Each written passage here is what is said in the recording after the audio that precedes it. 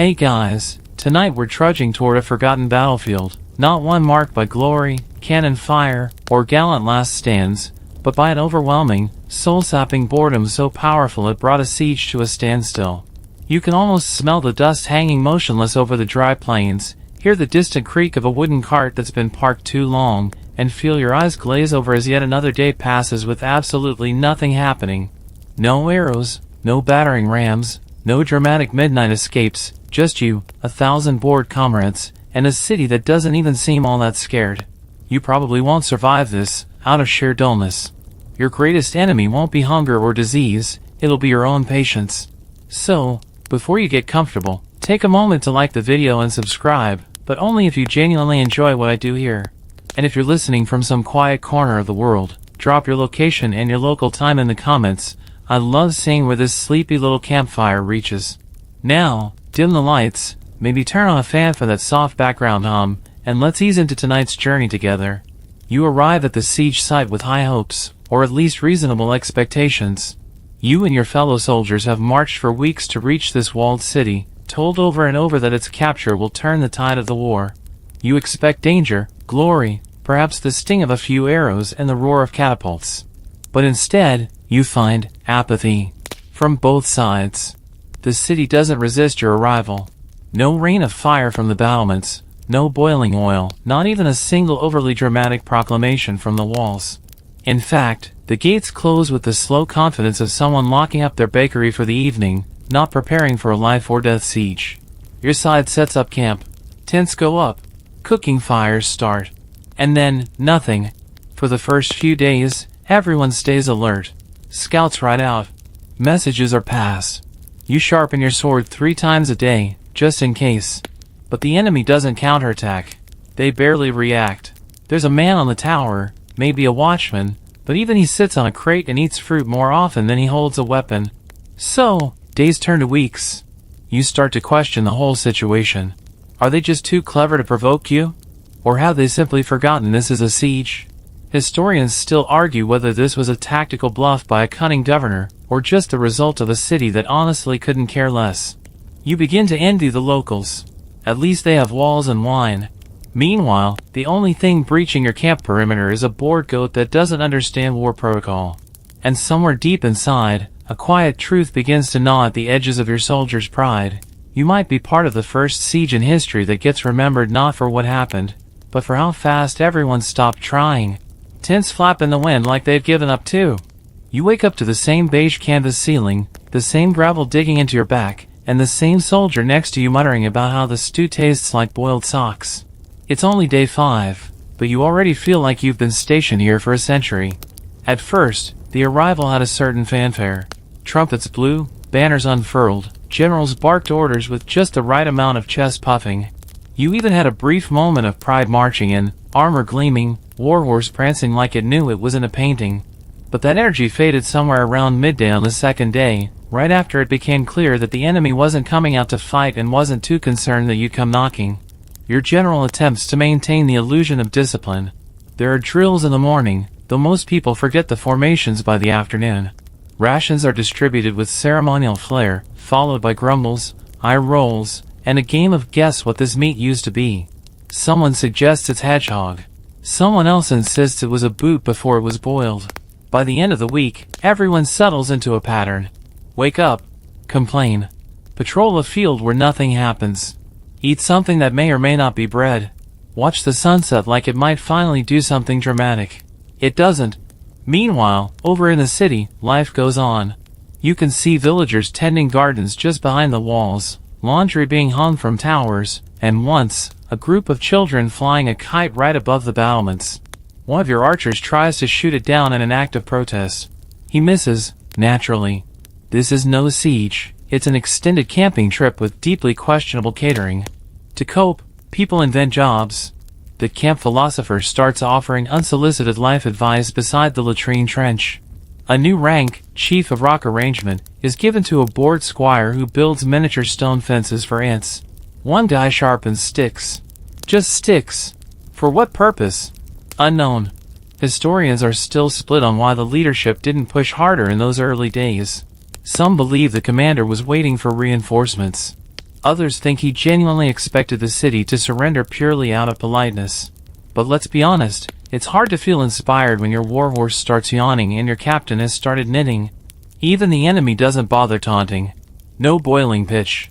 No volleys of arrows. Just the occasional sound of someone playing a lute badly from the wall at dusk. The only real battle is with the wind, which won't stop knocking over your tent. And so, by the end of the second week, you realize the truth. You're not here to conquer. You're here to wait, and then, probably, to leave. Eventually. Maybe. You're expecting tension. A scream in the night. A flaming arrow. A shouted insult at least. But no! What you get instead is the eerie calm of a city that simply refuses to be scared. You perch on a half-built watchtower near the outer ring of camp, squinting toward the sandstone walls, trying to divine something, any hint of stress, unrest, or even boredom matching your own. But from here, it looks like a summer holiday. A woman is watering a rooftop herb garden. A man below strolls by with a basket of eggs, whistling a tune you swear you heard last week in camp. This place is under siege like a tortoise is under siege from a light breeze. The city doesn't tighten its gates. Doesn't ration food. In fact, you catch the scent of roast meat drifting over the wall one evening and consider defecting for dinner. There's a rumor spreading through camp that the city doesn't even know it's under siege. That maybe their messenger never got through, and they think your army is just loitering aggressively. Historians still argue whether this was part of a grand psychological tactic by the city's leaders, or whether, more realistically, their mayor just didn't want to admit anything important enough to interrupt nap time. You get sent on a patrol around the outer wall one evening. Not an infiltration. Not a breach. Just a long walk beside some stones, hoping someone throws something at you so you can feel like your armor's worth the sweat. But even the wall moss looks indifferent.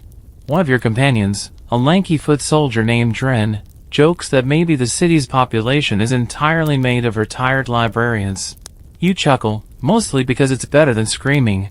Then something strange happens. Someone inside the city waves at you. Just a casual wave, like you're a neighbor passing by on a stroll. You wave back. You're not proud of it. Back in camp, morale begins to curve downward into a bizarre new shape, more like existential confusion than despair. What are you supposed to do when your enemy won't even pretend to be hostile? This isn't a siege. This is performance art. Commanders try to stir things up. They introduce extra drills, but it's hard to motivate men when the people you're supposedly trying to conquer are hosting open-air theater nights. You're half certain you heard applause echo from inside the walls last night.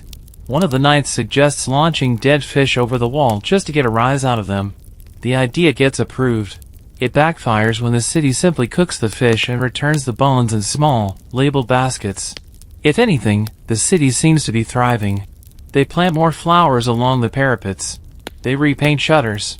A potter starts leaving small ceramic birds out along the edge of the battlements. Your side has a council meeting to discuss whether the birds are a secret code. They're not. They're just decorative.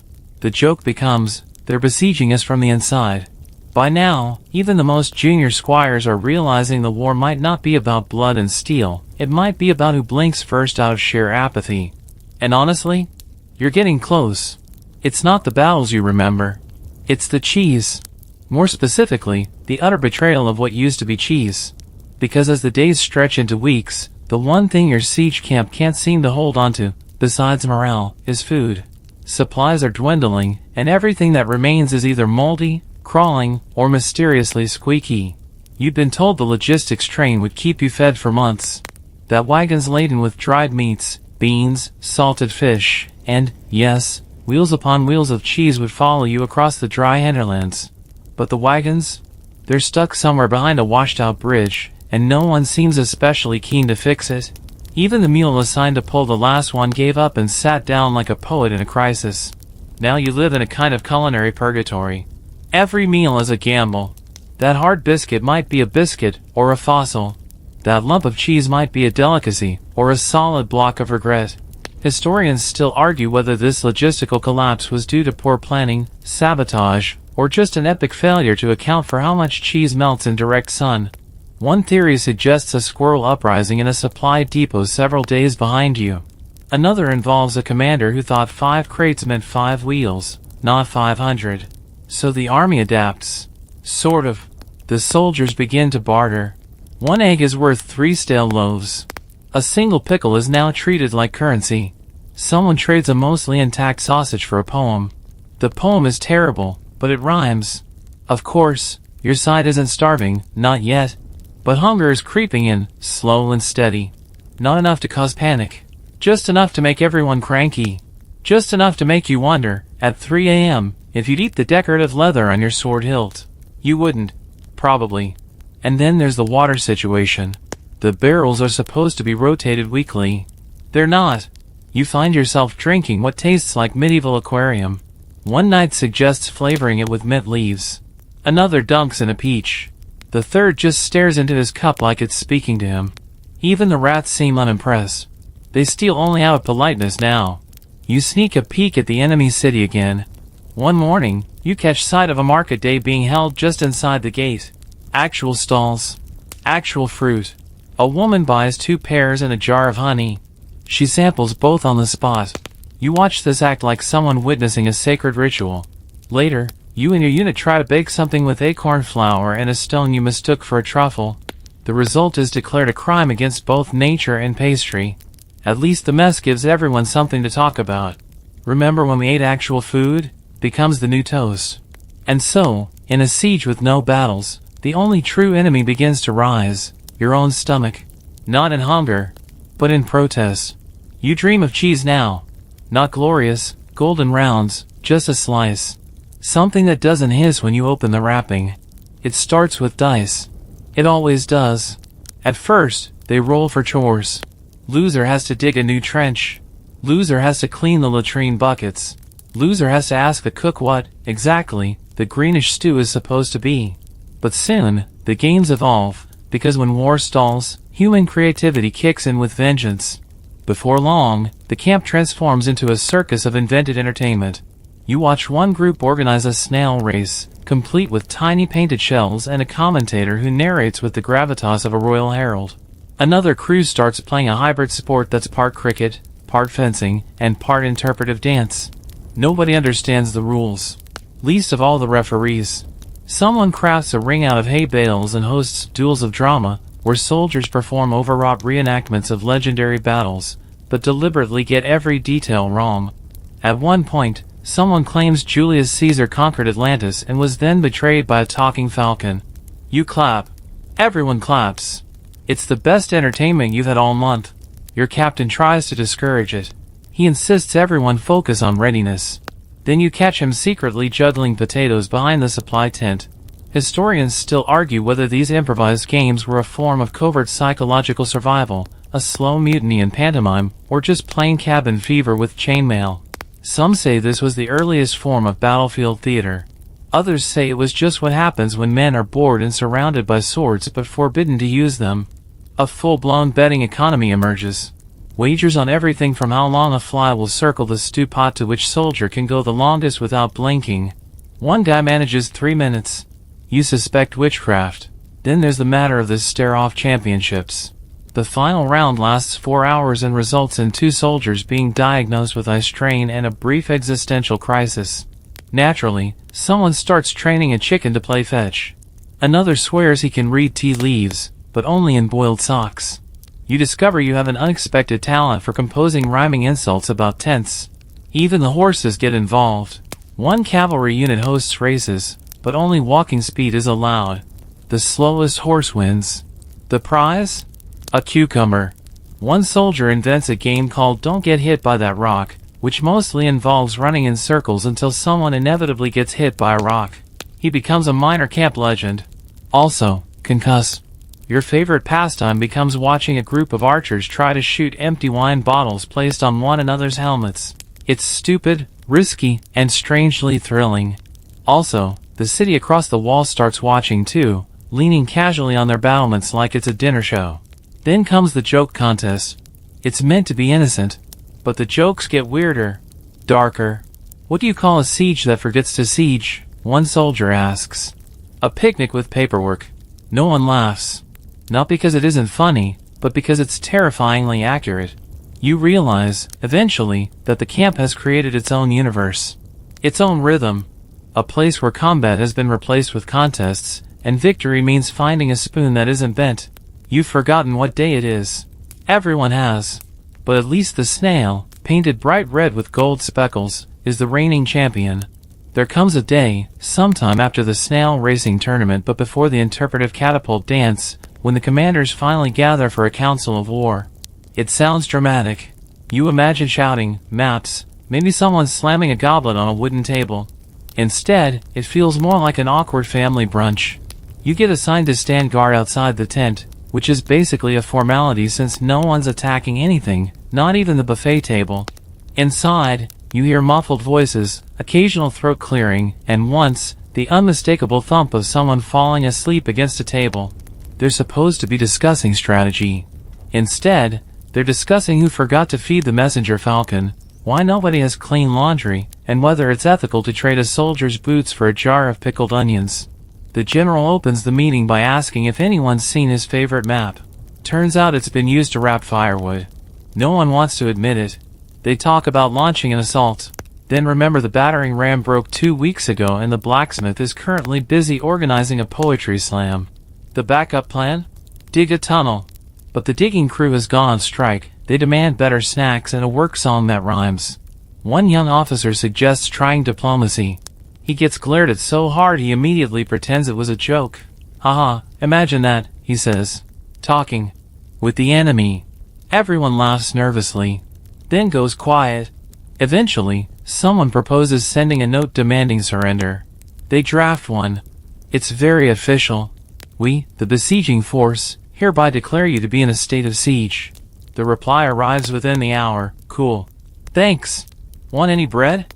Historians still argue whether this was the moment everyone just gave up, or the moment they accepted a new kind of warfare, one fought not with swords, but with passive aggression and a deep commitment to underachievement.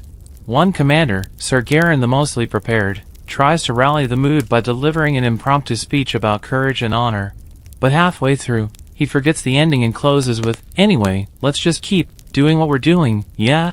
The meeting dissolves into soft muttering and the clanking of mugs. Back outside, you hear the verdict, continue the siege. Whatever that means anymore. Morale in camp, of course, is unaffected. You overhear one soldier say, "Didn't know we stopped." Another replies, "Didn't know we started." The siege has entered what historians would later refer to as its paper phase, where documents are exchanged, titles are discussed, and nothing happens that couldn't be summarized with a shrug. That evening, as the sun sinks over the unmoved siege engines and the unmoved defenders inside the walls, you sit by the campfire and eat a biscuit so hard it cracks a tooth. You chew anyway. Because if the commanders can pretend something's happening, so can you. You were always told spies are the shadowy heart of war, silent, clever, deadly. In this siege, your best spy is Namdrin. He wears mismatched boots, whistles while sneaking, and once got lost in his own tent. But he's the best you've got. So one dusky evening, with the moon half lazy in the sky, Ren sets out with a cloak, a forged pass, and 2 boiled eggs in case he gets hungry. His mission? Slip into the city, gather intel, maybe find out what's really going on behind those maddeningly casual walls. He returns 6 hours later. Not with maps, or secrets, or anything remotely useful. No, he comes back with a sunburn and a souvenir ceramic cup. Turns out he made it into the city just fine. Nobody stopped him. Nobody cared. He wandered in, browsed a market, bought the cup from a potter, and then, this is the important part, fell asleep on a bench in a quiet courtyard for almost 3 hours. By the time he woke up, someone had draped a blanket over him. There was a note pinned to it, "Please hydrate. It's hot out." He's greeted in the commander's tent with the kind of expression usually reserved for rotten fish. They ask for a report. Ren clears his throat and says, solemnly, "The figs are in season." Morale appears to be high. Historians still argue whether Ren's infiltration was a total failure or a brilliant commentary on the nature of the conflict. Was his nap a strategic move? Was the blanket a subtle message? Or was it all just boring? You sit with Ren the next day and ask if he noticed any weaknesses in the city's defenses. He nods. "Too many fountains," he says, "it's distracting." You write that down, even though you don't know why.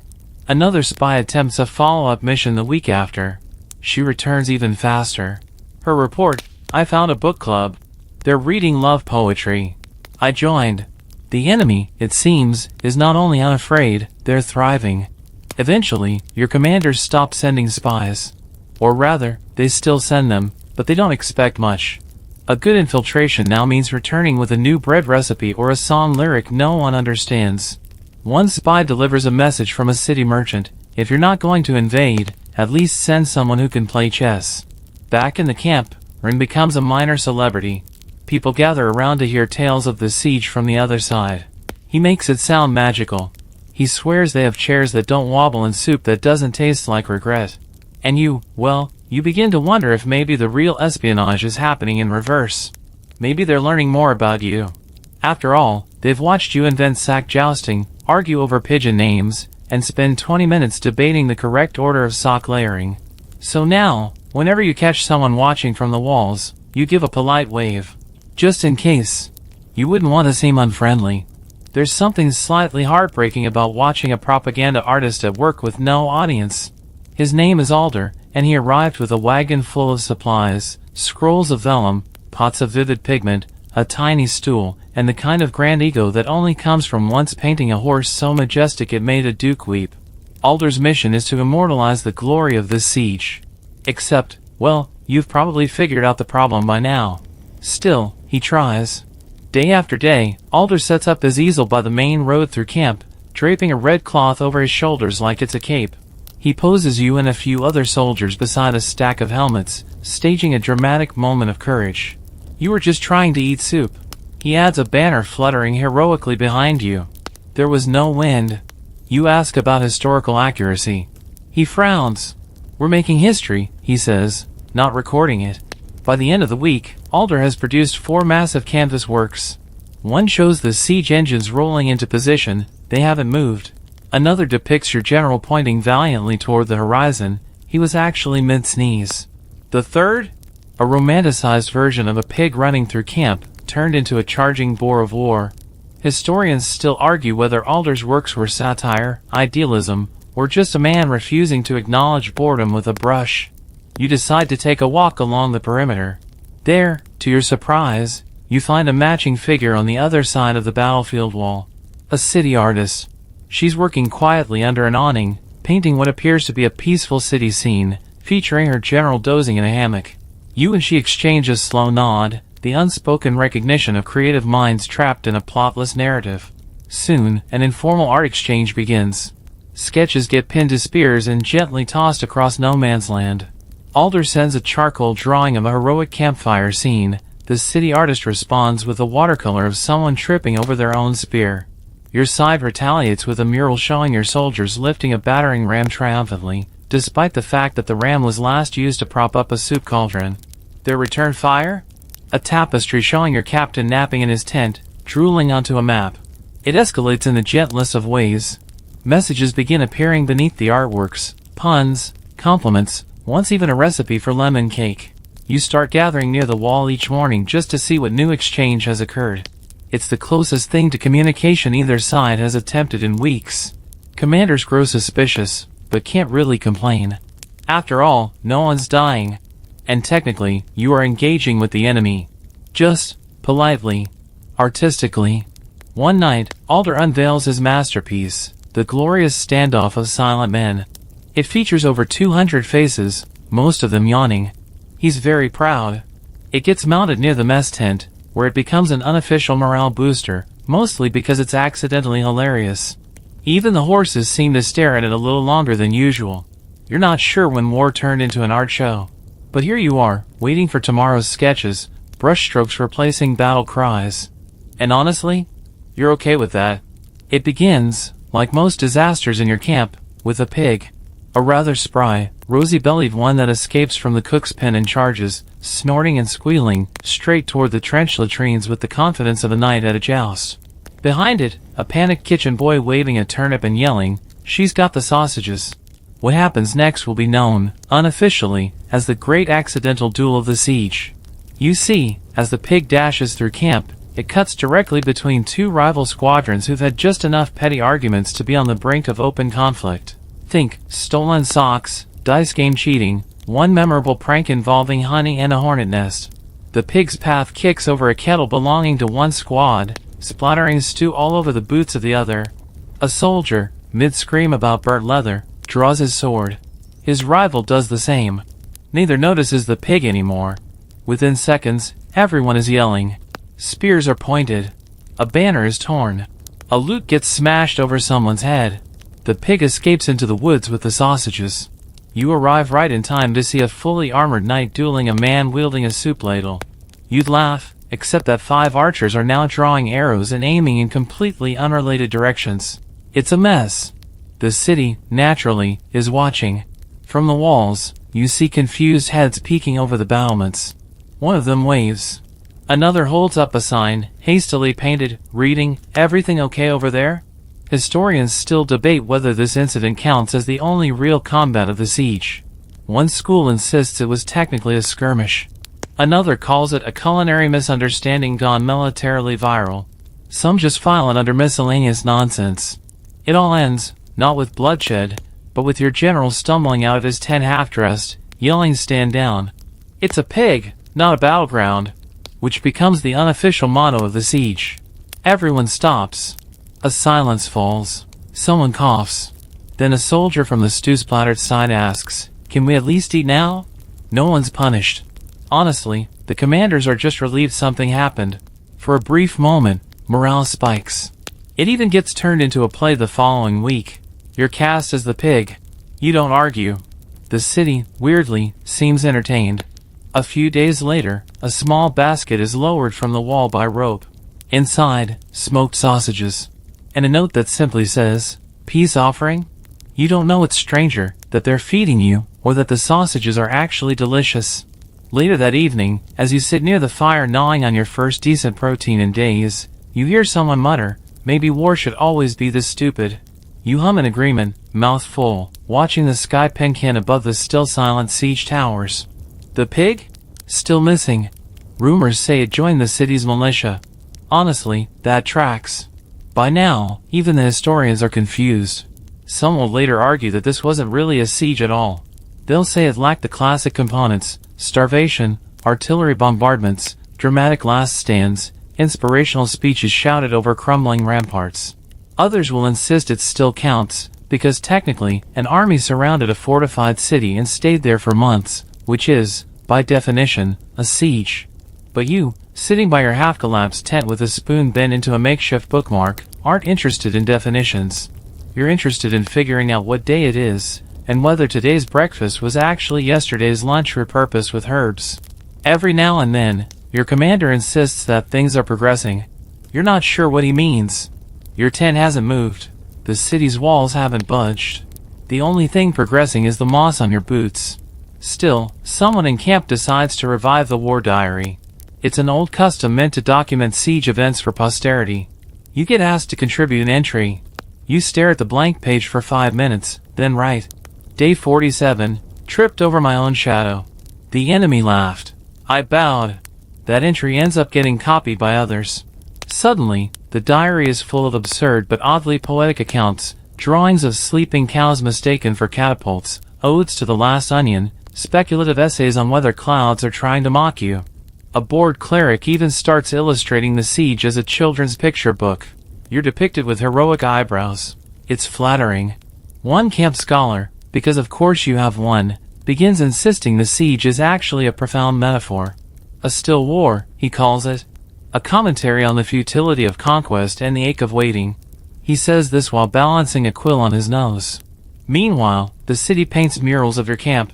You recognize yourself in one, mid-yawn, holding a spear like it's a drying rod for socks. They've titled it Portrait of an Entree. You pretend to be offended.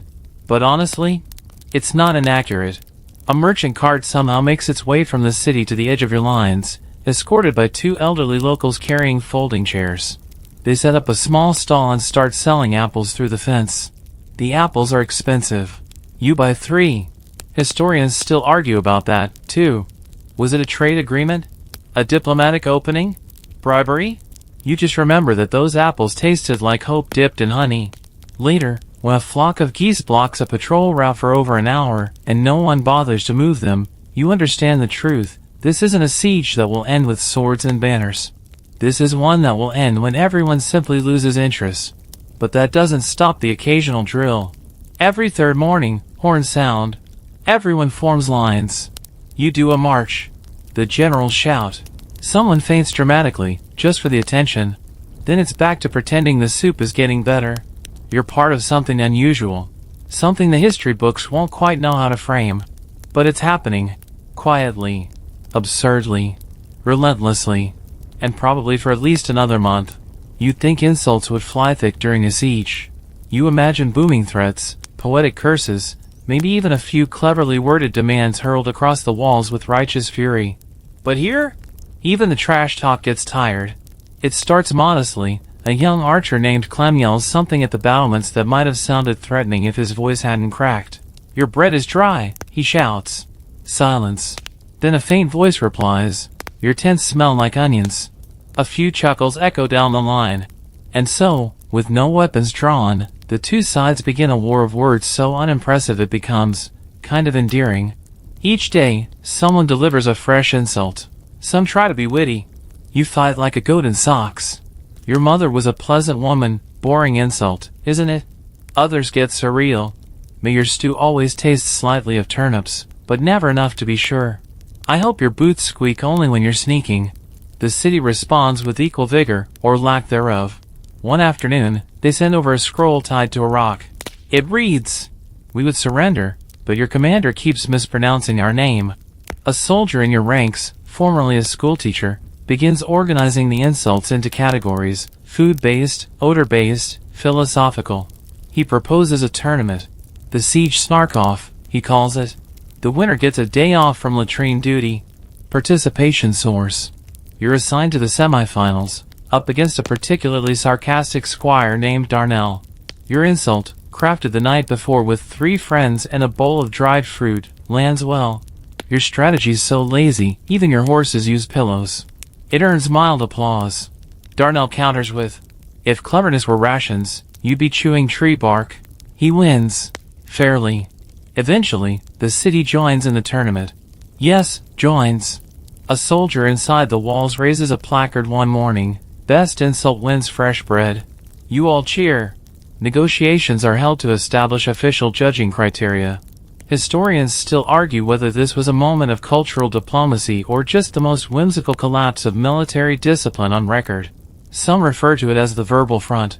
Others, less generously, call it the siege of burned-out bards. One day, a poet on your side delivers an epic insult in rhyme.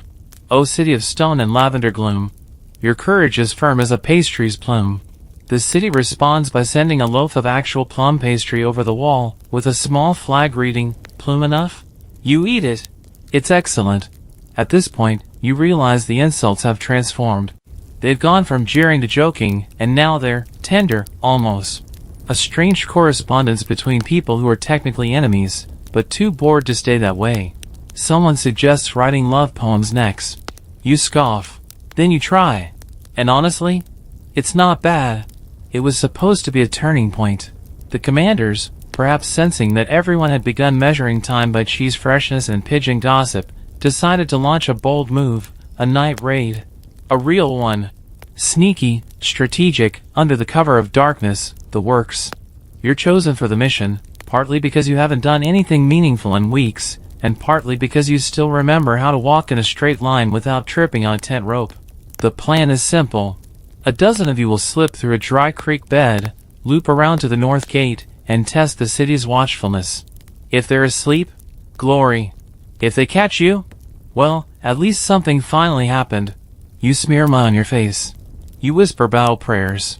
You tighten your boots with the solemnity of a man preparing for destiny. Then someone sneezes. It sets the tone for the entire operation. From the start, it's chaos. The moon is supposed to be covered by clouds. It isn't. Your team is supposed to move silently.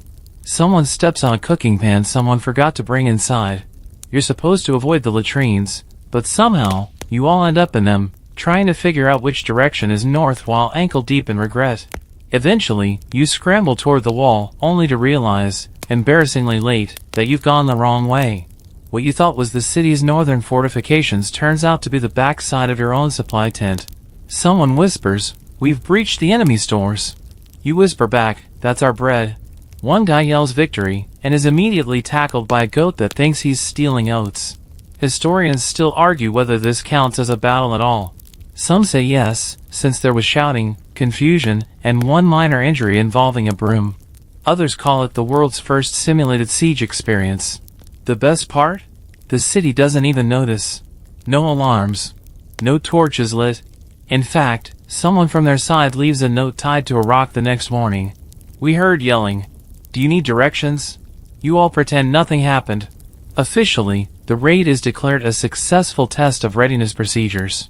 Internally, it's remembered as the night of the wrong turn and the goat named Bernard. Your commander doesn't punish anyone. Instead, he institutes a quiet hour from sundown to sunrise. You suspect it's less about discipline and more about hiding the shame. Back in camp, the raid becomes a comedic folktale. Soldiers begin reenacting it with increasingly exaggerated accents. Someone writes a ballad. It includes a verse about the broom injury that becomes weirdly catchy. The goat becomes a mascot. You, meanwhile, add the incident to your mental list of strange memories. The cheese rebellion. The duel by soup. The night you tried to invade your own latrine pit. You used to dream of battlefield valor. Now you dream of signs that say this way to the real enemy. But hey, at least you didn't get lost in the city.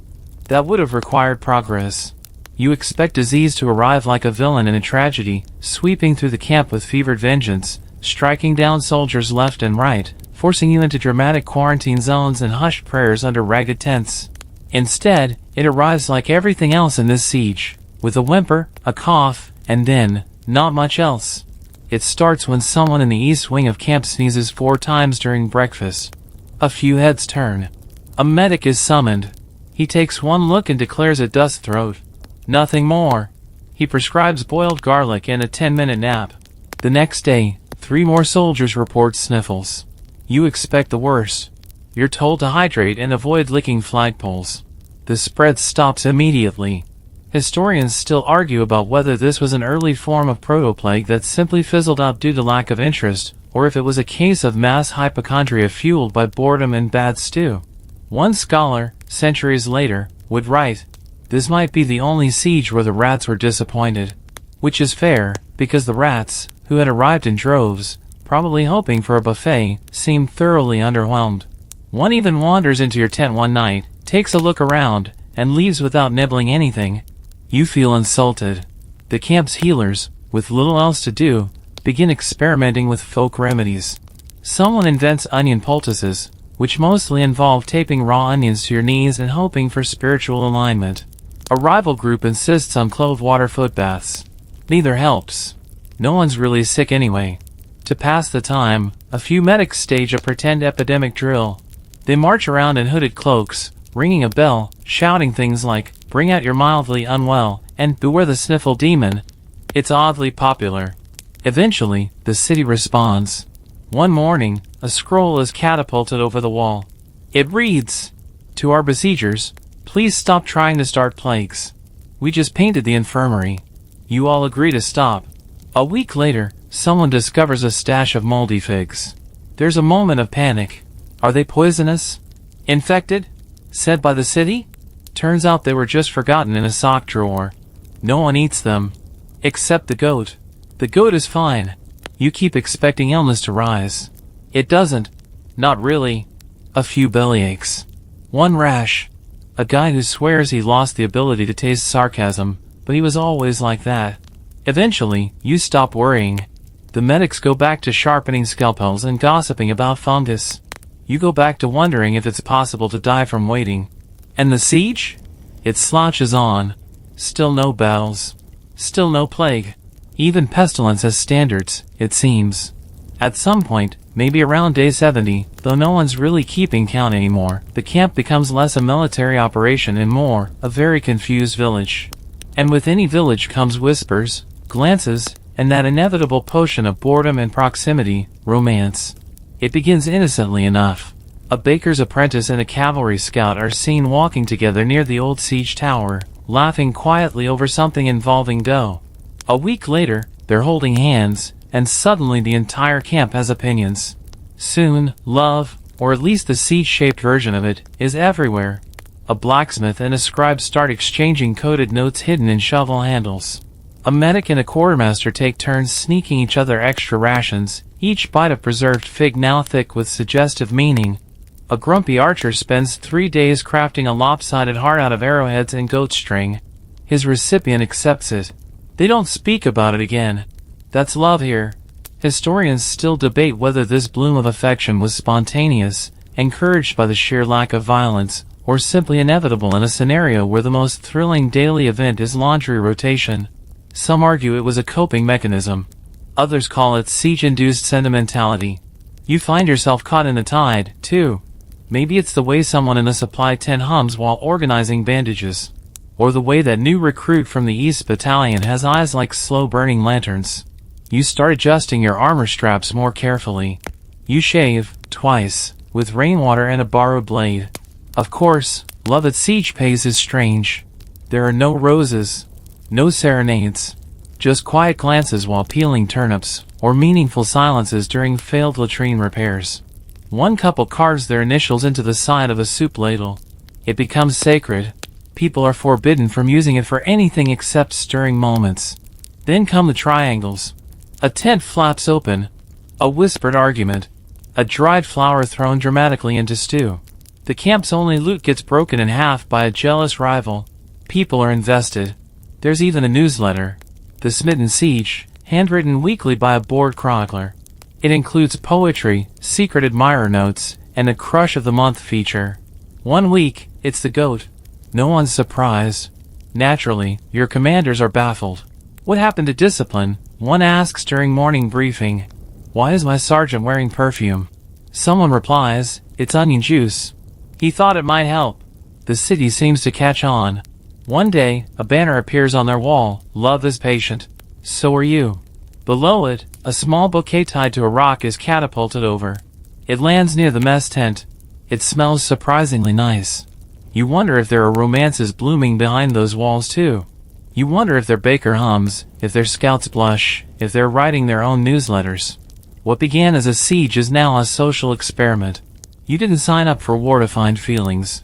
But in the strangest way, in a place built on stalemates and stillness, connection grows, not like a fire, but like moss, quiet, slow, and oddly inevitable.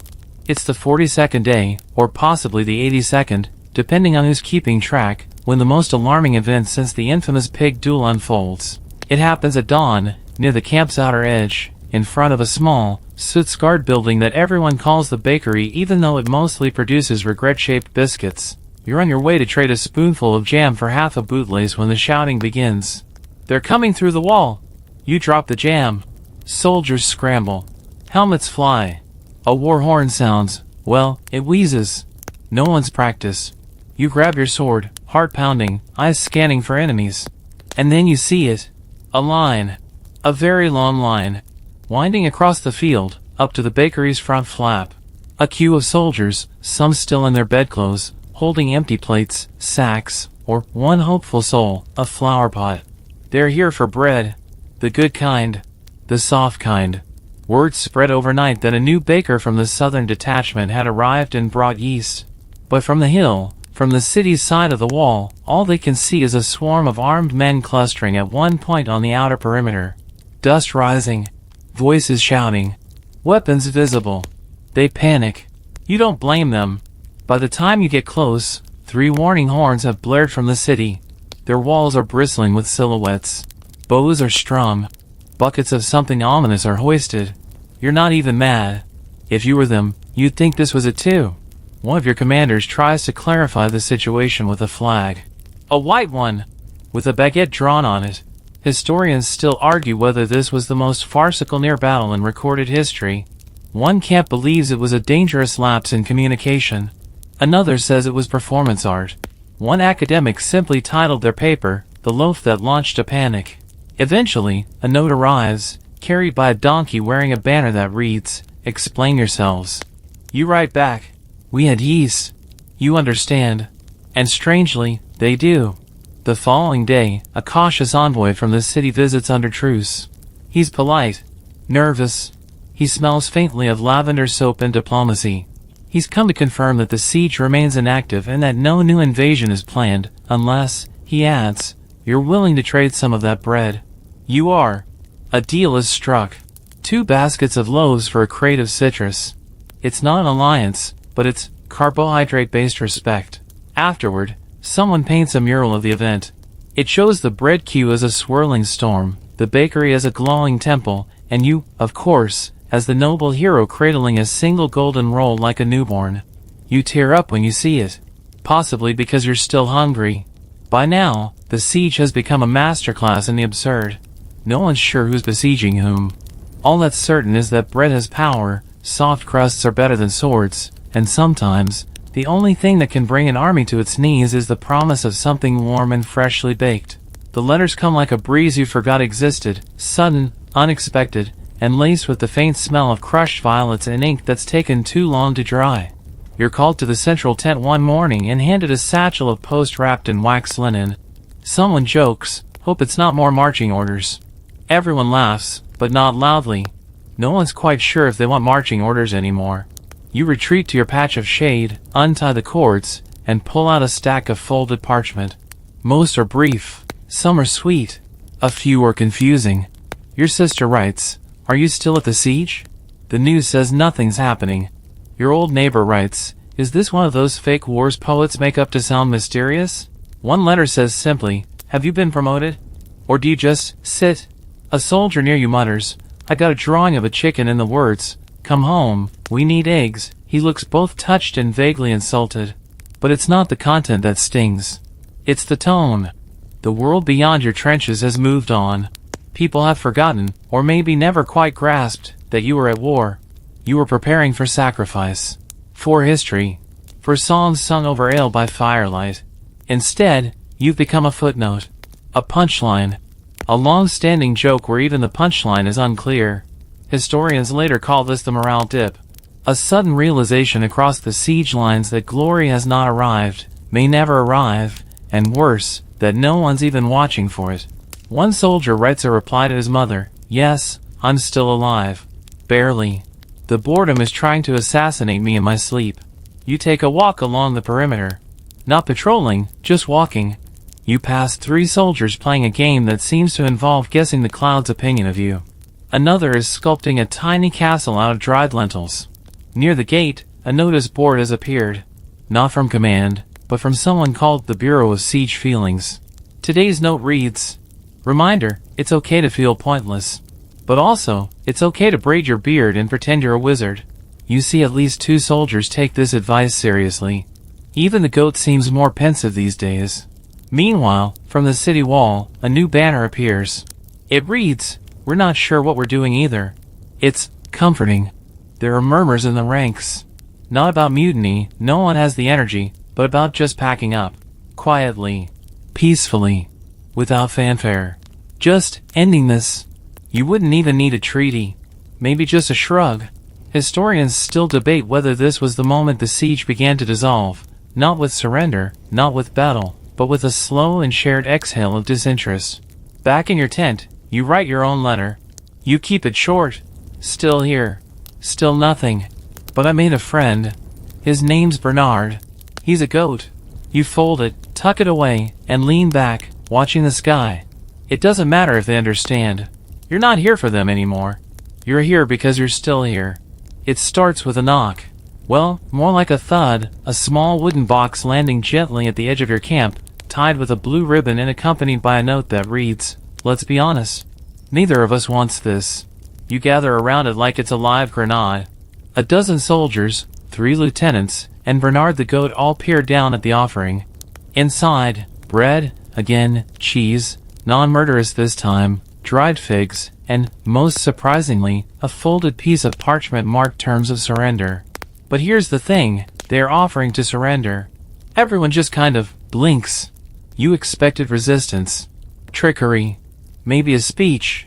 Instead, the letter simply reads, "It's been fun, but we'd like to get back to our lives now. Please accept our peaceful surrender, or at least mutual disbandment. Let us know." You take it to your commander. He reads it 3 times, frowns, rereads, then says, "We decline." Silence. You wait for an explanation. He finally mutters, "We haven't won yet. There's nothing to declare victory over." A murmur ripples through camp. Soldiers whisper, "Did they just reject peace?" Someone else says, "So, we're declining to end a siege we're not really conducting?" Historians still argue whether this was a case of professional pride, strategic posturing, or simply a man too afraid to explain to the king that he conquered nothing but a breadbasket. You're sent to draft a reply. You try to keep it formal. "We acknowledge your proposal but decline at this time." The city sends another note. "We insist. Surrender, disbandment, peace party, call it what you want. Please leave." Another arrives the next day. "This is getting awkward."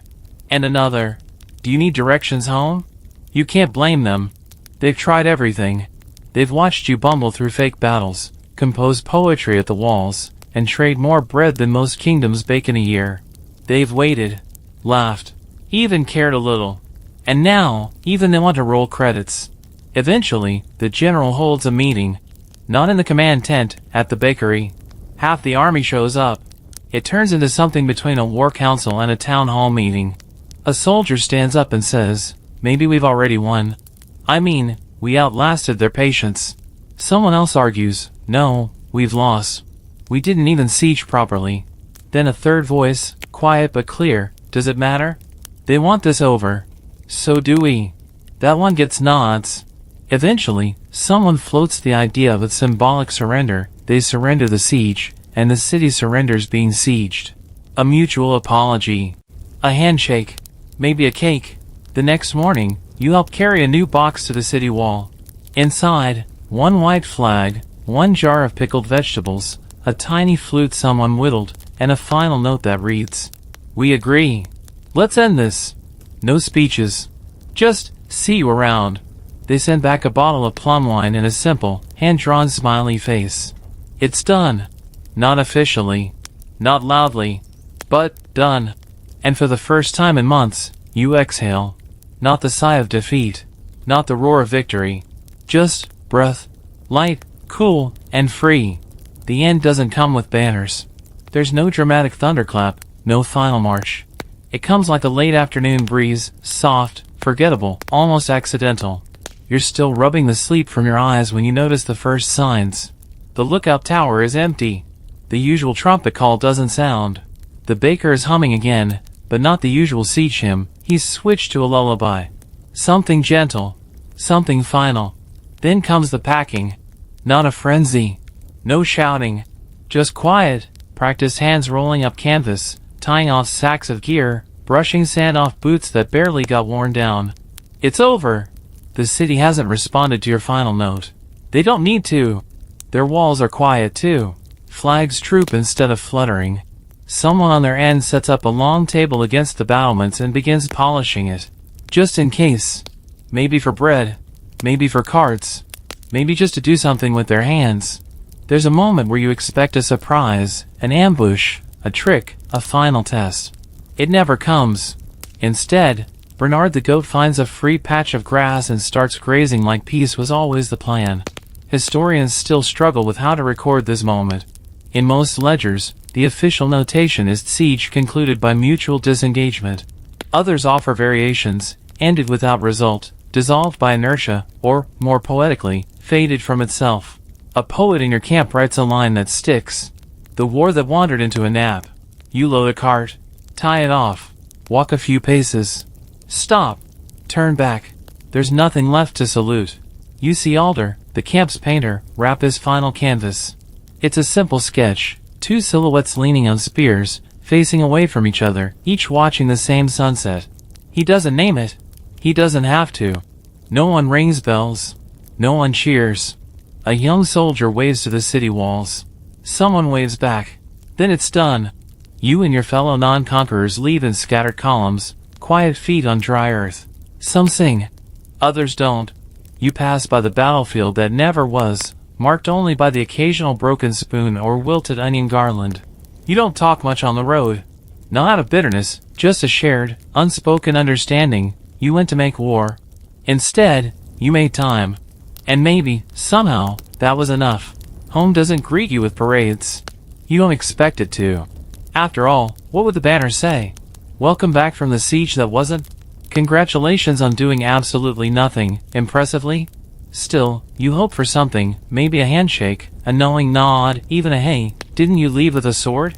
Instead, you step off the final cart and into your village square to find that the market is in full swing. A bard is playing a song about a battle that never happened. It's about a different siege entirely, and your cousin is arguing with the chicken. You go to the tavern. Sit. Order something hot. The innkeeper squints at you. You back already? She says. Didn't think that war started yet. You open your mouth to explain. Then close it. What could you say? That you spent months surrounded by a city that refused to care, and a camp that grew into a theater troupe? That you traded insults for fruit and learned how to embroider because nothing else was on the schedule? That a goat became your emotional anchor? You just smile. Yeah, you say. Back already. Some of the other returning soldiers get restless. One reenacts the siege for children using puppets. Another opens a pie shop. A third writes a memoir titled Waiting in Circles. You flip through it. The last chapter is a blank page. One night, a merchant asks you, so, was it worth it? You think of the bread panic, the insult tournaments, the way the stars looked from behind an unfinished siege tower, the way the city's last banner had read, thanks for the visit. Let's not do this again. You shrug. It was something. Historians, as usual, argue over how to remember it. Some barely mention it at all, just a line in a dusty volume, no major action.